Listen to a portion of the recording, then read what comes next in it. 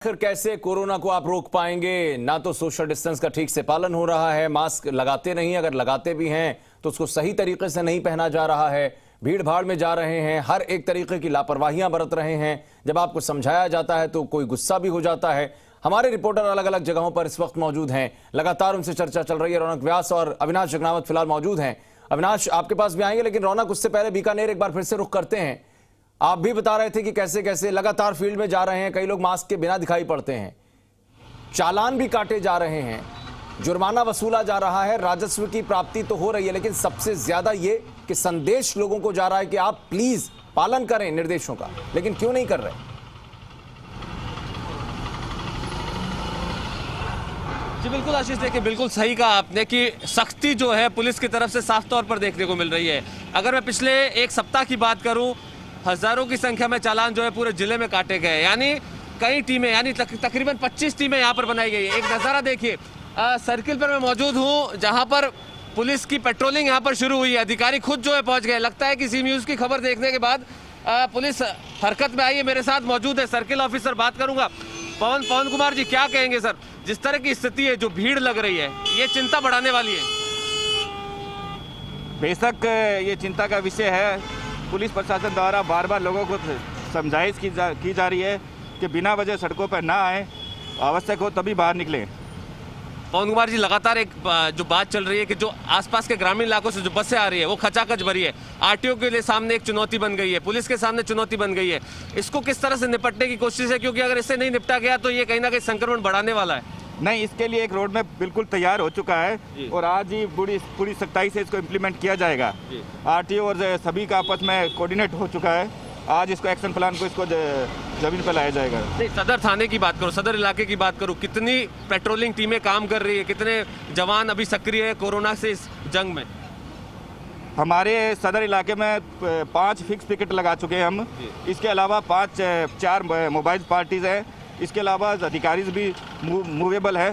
सभी पूरी सख्ती से और तत्परता से इस कार्य में पालन कर रहे हैं, इसका करवा रहे हैं। देखिए आशीष, यहाँ पर जो सीओ खुद मौजूद है, कार्रवाई कर रहे हैं। सड़कों पर जिस तरह से आवाजाही है, नो मोबिलिटी, नो मूवमेंट की जो बात कही जा रही है, उस पर खुद सीओ खुद निकल पड़े हैं इस पूरी कार्रवाई को करने के लिए। हालांकि देखिए, इन तमाम चीज़ों की भी जानकारी मैं दे दूं, बीकानेर संभाग के सबसे बड़े पीबीएम हॉस्पिटल में ऑक्सीजन की डिमांड बढ़ने लगी है।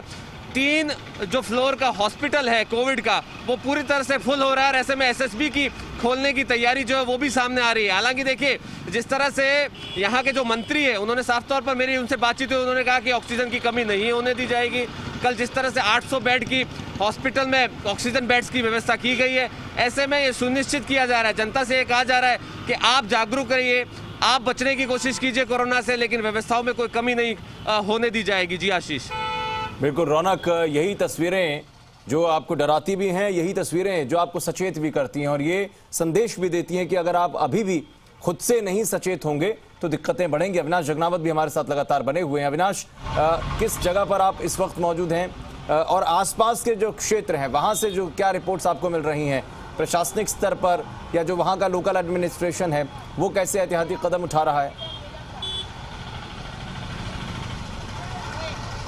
जी बिल्कुल, देखिए मैं भी दिल्ली गेट चौराहे पर हूँ और बड़ी बात मैं आपको पहले 2 अपडेट दूंगा। उदयपुर में अगर एक्टिव केस की संख्या की बात करें तो 9,900 से ज़्यादा एक्टिव केस हो चुके हैं और आज अगर नया आंकड़ा आएगा तो 10,000 से ज़्यादा एक्टिव केस उदयपुर ज़िले में हो जाएंगे। सबसे बड़ी चिंता की बात जो उदयपुर में है वो है कि ग्रामीण क्षेत्र में जिस तरह से कोरोना संक्रमण लगातार फैल रहा है, कल जो 1100 पॉजिटिव केस आए थे उसमें से करीब 400 पॉजिटिव केस जो है वो सुदूर आदिवासी इलाके जो ग्रामीण क्षेत्र है वहाँ के हैं। और सबसे बड़ी बात जो अब तक की कोरोना से अछूता रहा था, सबसे पिछड़ा हुआ एरिया कोटड़ा का, वहाँ पे 50 से ज़्यादा केस सामने आ चुके हैं।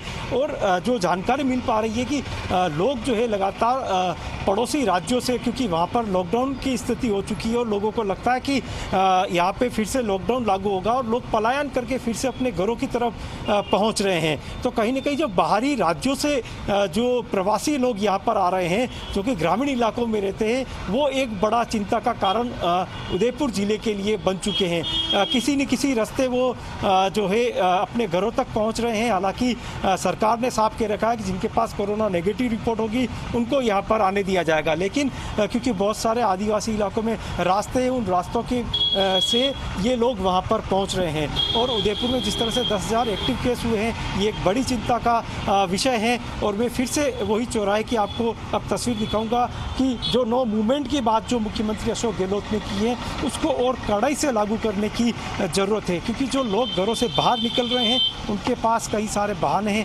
अपने बहाने हैं, लेकिन उन बहानों से कोरोना संक्रमण नहीं रुकेगा, वो कोरोना संक्रमण का शिकार होने से नहीं बच पाएंगे। बहाने जो है वो पुलिस के चालान से बचने तक तो ठीक है, लेकिन कोरोना संक्रमण से बचना बहुत मुश्किल है। देखिए जिस तरह से यहाँ पर एम्बुलेंस का भी मूवमेंट है, पूरे दिन चौराहे से और मुख्य मार्गों से एम्बुलेंस के सायरन सुनाई देते हैं और ये सायरन लोगों की चिंता को बढ़ा रहे हैं, प्रशासन की चिंता को बढ़ा रहे हैं। जिस तरह से हालात अभी बैलेंस पे है कि ना ही किसी चीज़ की कमी हो रही है तो मरीज ज़्यादा नहीं आ रहे, लेकिन 1-2 दिन बाद अगर इसी तरह से केस बढ़ते रहे तो हालात और भयावह हो जाएंगे और उदयपुर के लिए चिंता का विषय बनेंगे।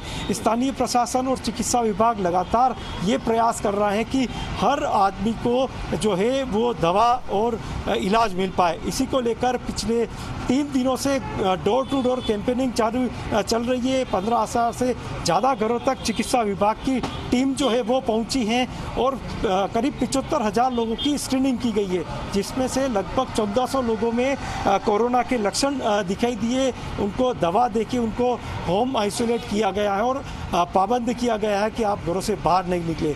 तो कहा जा सकता है कि सरकार और जो संबंधित विभाग है वो पूरा प्रयास कर रहे हैं कि किस तरह से कोरोना संक्रमण की इस चेन को तोड़ा जाए, लेकिन बड़ा सहयोग जो है वो आम लोगों को करना पड़ेगा।